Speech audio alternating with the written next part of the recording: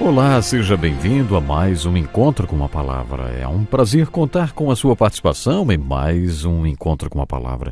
Aqui nesse programa nós estudamos a Bíblia, a Palavra de Deus. E hoje vamos continuar com o estudo do capítulo 12 da Carta de Paulo aos Romanos, enfocando o significado de ser santo e não ser mundano.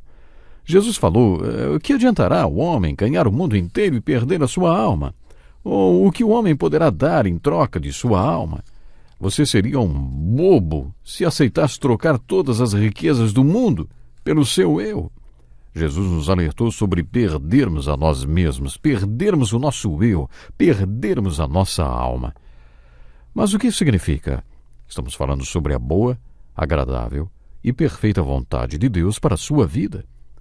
É a sua individualidade que o diferencia de todas as outras pessoas do mundo e você não deve jamais vendê-la nem perdê-la. Tendo isso em mente, podemos entender a importância de algumas passagens bíblicas. No capítulo 9 de Lucas, a gente lê assim: se alguém quiser acompanhar-me, negue-se a si mesmo. Negar a si mesmo significa deixar de dirigir sua própria vida e entregar tudo a Deus e ser controlado pelo Espírito Santo. Isso faz de você a pessoa que Deus quer que você seja.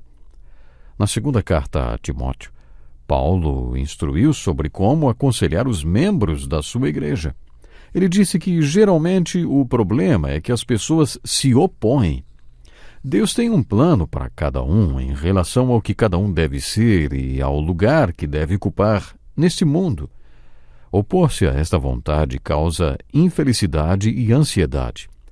Paulo ensinou a Timóteo que o objetivo é recuperar o eu de cada um que se perdeu na armadilha do diabo. Paulo ensinou como ajudar a pessoa a recuperar o seu próprio eu. Não podemos ignorar o nosso eu, devemos recuperá-lo.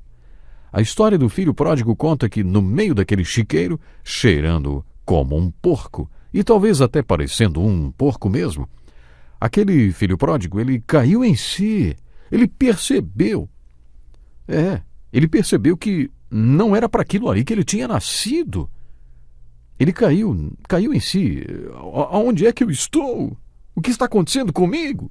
Eu não nasci para isso. Levantar-me-ei e irei ter com meu pai.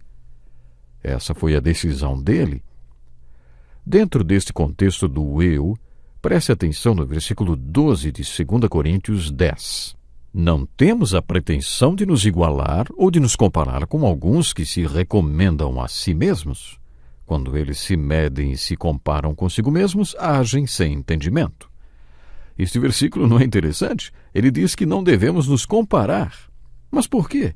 Um pouco antes de Jesus ser crucificado, Pedro se gabou, dizendo aos outros discípulos que seria capaz até de morrer por Jesus. Jesus anunciou que ele seria crucificado de cabeça para baixo por causa dele. E aí Pedro, mostrando o seu lado humano, olhou para João e perguntou a Jesus: Senhor, e quanto a ele? O que vai acontecer com ele? E Jesus respondeu: se eu quiser que ele permaneça vivo até que eu volte, o que lhe importa? Quanto a você, siga-me. Quer dizer, não era da conta de Pedro o que ia acontecer com João. Pedro não deveria se comparar a ele. Por que a gente não deve se comparar, hein? Bom, se somos únicos e diferentes de todo o resto do mundo, como descobriremos a vontade de Deus para nós se nos compararmos com as outras pessoas? Comparar-se implica em se considerar igual a outra pessoa, ou querer ser igual. Por isso a Bíblia nos ensina a não nos compararmos com ninguém, segundo esse versículo de 2 Coríntios. Alguns versículos da Bíblia não são bem interpretados. Jesus resumiu a lei com 2 mandamentos. Ame o Senhor, o seu Deus, de todo o seu coração, de toda a sua alma, de todas as suas forças e de todo o seu entendimento. E ame o seu próximo como a si mesmo.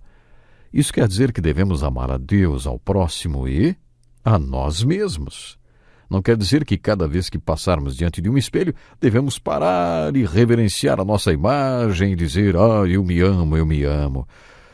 Não é isso que significa amar-se. Amar-se a si mesmo significa aceitar e amar o que Deus ama. Quer dizer, você concorda com Deus que você tem valor, porque foi por você que Jesus morreu na cruz.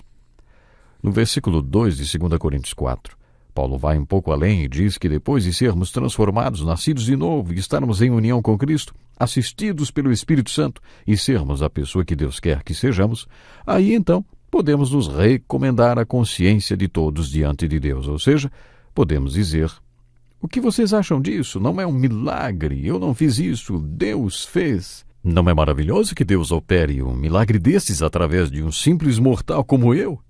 Devemos ter uma perspectiva correta sobre nós mesmos. Na primeira parte do capítulo 12 de Romanos e no início da divisão prática, Paulo afirma que devemos aplicar em nós mesmos tudo o que aprendemos nesta carta. Existe um versículo na carta de Paulo aos Gálatas que sintetiza a carta aos Romanos. Preste atenção. Fui crucificado com Cristo, assim já não sou eu quem vive, mas Cristo vive em mim. A vida que agora vivo no corpo, vivo-a pela fé no Filho de Deus, que me amou e se entregou por mim. Nesse versículo, Paulo fala que vive, e explica a vida que vive. Ele vive pela fé. Este é o resumo dos 4 primeiros capítulos da carta aos Romanos, que tratam da justificação pela fé. Depois, Paulo afirma que vive porque Cristo vive nele. Um resumo dos 4 capítulos posteriores da carta aos Romanos, que falam sobre Cristo viver em nós e nós vivermos em Cristo. A terceira razão por que Paulo vive é porque ele foi crucificado com Cristo. O resumo dos capítulos 12 a 16 de Romanos. Nos 4 últimos capítulos desta carta, Paulo fala sobre se entregar, sacrificar-se e se separar do mundo para experimentar a confirmação da vontade de Deus, provar que a vontade de Deus é boa e caminhar para a maturidade espiritual. Este é um resumo geral da carta de Paulo aos Romanos. No capítulo 12 ele fala sobre o que significa ser crucificado com Cristo, ou o que significa se entregar a Ele e estar disposto a ser um sacrifício vivo para Ele todos os dias. E depois de falar sobre a importância de aplicarmos tudo isso em nossas vidas, Paulo explica a importância desta aplicação dentro da nossa comunidade espiritual ou do corpo de Cristo. Paulo fala da igreja usando a mesma ilustração da primeira carta aos Coríntios, no capítulo 12, quando diz que no corpo de Cristo as pessoas se entregam, são sacrifícios vivos, separadas do mundo, a fim de serem aquilo que nasceram para ser. Certamente estas pessoas serão diferentes. Paulo enfatiza que cada membro do corpo de Cristo é diferente de todos os outros membros. Na primeira carta aos Coríntios, Paulo usa várias vezes a palavra diferente. As pessoas cheias do Espírito ou controladas pelo Espírito são únicas e, ao mesmo tempo, trabalham em unidade. Por isso, ele também usa a palavra unidade.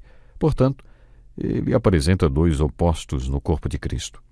Ele fala sobre a unidade na diferença, como no corpo humano. Assim como o corpo é uma unidade, embora tenha muitos membros, e todos os membros, mesmo sendo muitos, formam um só corpo, assim também com respeito a Cristo. Apesar de diferentes, todos os membros do corpo funcionam coordenados em unidade, porque todos são controlados por uma só cabeça e cérebro. Paulo afirma que é assim que o corpo de Cristo deve ser. Por isso, é um pecado terrível um membro do corpo de Cristo dizer para outro ser igual a ele. Paulo afirma: há diferentes tipos de dons, mas o Espírito é o mesmo. Se 2 pessoas fossem iguais dentro do corpo de Cristo, uma delas seria desnecessária. Mas todos são diferentes dos outros e, por isso, todos necessários. Isso quer dizer que não temos os mesmos dons espirituais. O Espírito Santo concede diferentes dons e, por isso, há diferentes funções. Paulo enfatiza que, tendo diferentes dons, vamos descobrir pela graça de Deus qual dom nos foi concedido e exercê-lo para Cristo, sem nos preocuparmos se alguém tem um dom diferente e sem tentar imitar ou copiar o dom de alguém. Caso contrário, perderemos a nossa peculiaridade e não poderemos dar a nossa contribuição especial dentro do corpo de Cristo. Por isso, nunca devemos fazer as pessoas pensarem que, se forem cheias do Espírito, terão exatamente os mesmos dons e a mesma função que nós temos. Isso arruinaria o funcionamento do corpo. Paulo fez uma ilustração dizendo assim: o olho não pode dizer à mão: não preciso de você. Nem a cabeça pode dizer aos pés: eu não preciso de vocês. Imagine que você entra em casa à noite e encontre sentado no sofá uma coisa de uns 70 quilos feita só de olhos. Não seria um corpo, seria um monstro. E se esses olhos piscassem, você sairia correndo. Paulo quer enfatizar que não devemos querer fazer do corpo de Cristo um monstro, onde todos são iguais, uns tentando ser iguais aos outros. Busque a Deus e descubra quem você é e quais os dons Ele lhe deu.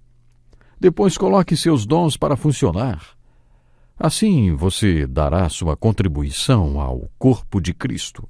Você descobrirá que só você pode dar a sua contribuição no corpo de Cristo, ninguém mais. Você também vai descobrir que certas coisas você não pode fazer porque não tem o dom para realizá-las, mas que outra pessoa tem esse dom e dará a contribuição dela. Se você tentar fazer tudo sozinho dentro do corpo de Cristo, além de ficar frustrado porque não conseguiu realizar muito, vai tirar a oportunidade de outras pessoas exercerem seus ministérios. Esse é o ponto que Paulo enfatiza nesta divisão da carta aos Romanos. Ele menciona 7 dons. Nas Escrituras, em diferentes passagens, como por exemplo, 1 Coríntios capítulo 12, encontramos a citação de 21 dons diferentes. Outras passagens são Efésios capítulo 4, 1 Pedro e aqui mesmo em Romanos.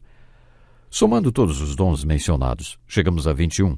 O Espírito Santo produz frutos em nossas vidas, habitando e operando em nós. Mas, quando se trata de ministério, o Espírito Santo vem sobre nós e nos unge. E quando isso acontece, os dons espirituais se manifestam. Que pena, mas o meu tempo hoje já está acabando e eu gostaria de convidar você para se programar e estar conosco no próximo Encontro com a Palavra. E não esqueça também que nós temos muito para aprender sobre a nossa participação no corpo de Cristo. Até lá, Deus lhe abençoe. Que lição importantíssima! Este é um estudo escrito pelo Dr. Dick Woodward, na voz do pastor Edson Bruno. Até o nosso próximo Encontro com a Palavra.